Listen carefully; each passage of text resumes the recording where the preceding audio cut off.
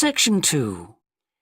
You will hear a woman called Alice Bussell talking on the radio about the Dolphin Conservation Trust, an organisation which tries to protect dolphins. First, you have some time to look at questions 11 to 15.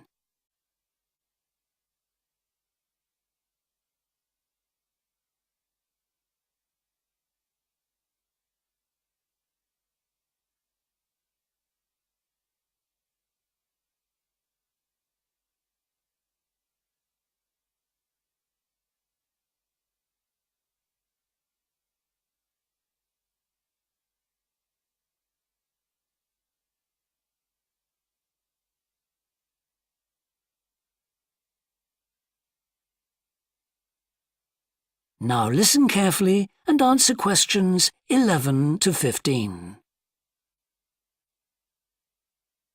Today we're pleased to have on the show Alice Bussell from the Dolphin Conservation Trust. Tell us about the trust, Alice. Well, obviously its purpose is to protect dolphins in seas all around the world. It tries to raise people's awareness of the problems these marine creatures are suffering because of pollution and other threats. It started 10 years ago and it's one of the fastest growing animal charities in the country, although it's still fairly small compared with the big players in animal protection. We're particularly proud of the work we do in education. Last year we visited a huge number of schools in different parts of the country, going round to talk to children and young people aged from 5 to 18. In fact, about 35% of our members are children. Oh. The charity uses its money to support campaigns, for example, for changes in fishing policy and so forth. It hopes soon to be able to employ its first full-time biologist with dolphin expertise to monitor populations. Of course, many people give their services on a voluntary basis, and we now have volunteers working in observation, office work and other things. I should also tell you about the award we won from the Charity Commission last year for our work in education. Although it's not meant an enormous amount of money for us, it has made our activities even more widely publicised and understood. In the long term, it may not bring in extra members, but we're hoping it'll have this effect. Is it possible to see dolphins in UK waters? Yes, in several locations. And we have a big project in the east part of Scotland. This has long been a haven for dolphins because it has very little shipping. However, that may be about to change soon because oil companies want to increase exploration there. We're campaigning against this because although there'll be little pollution from oil, exploration creates a lot of underwater noise. It means the dolphins can't rest and socialise. This is how I became interested in dolphin conservation in the first place. I had never seen one, and I hadn't been particularly interested in them at school. Then I came across this story about a family of dolphins who had to leave their home in the Moray Firth because of the oil companies, and about a child who campaigned to save them. I couldn't put the book down. I was hooked.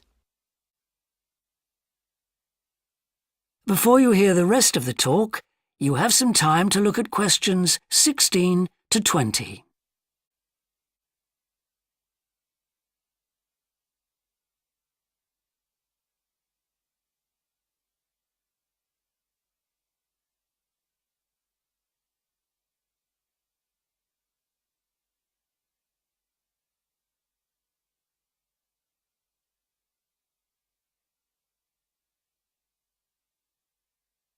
Now listen and answer questions 16 to 20.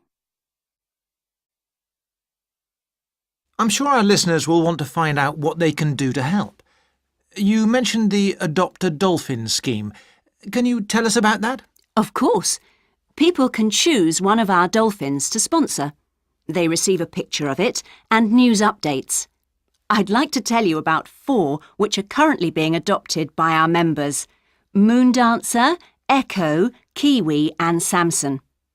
Unfortunately, Echo is being rather elusive this year and hasn't yet been sighted by our observers, but we remain optimistic that he'll be out there soon. All the others have been out in force. Samson and Moondancer are often photographed together, But it's Kiwi who's our real character, as she seems to love coming up close for the cameras, and we've captured her on film hundreds of times. They all have their own personalities. Moon Dancer is very elegant and curves out and into the water very smoothly, whereas Samson has a lot of energy. He's always leaping out of the water with great vigour. You'd probably expect him to be the youngest. He's not quite. That's Kiwi.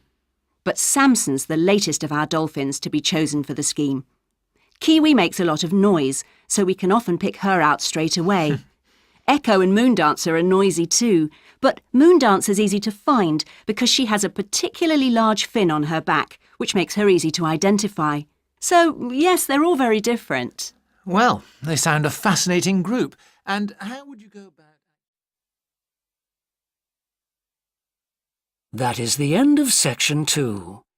You now have half a minute to check your answers.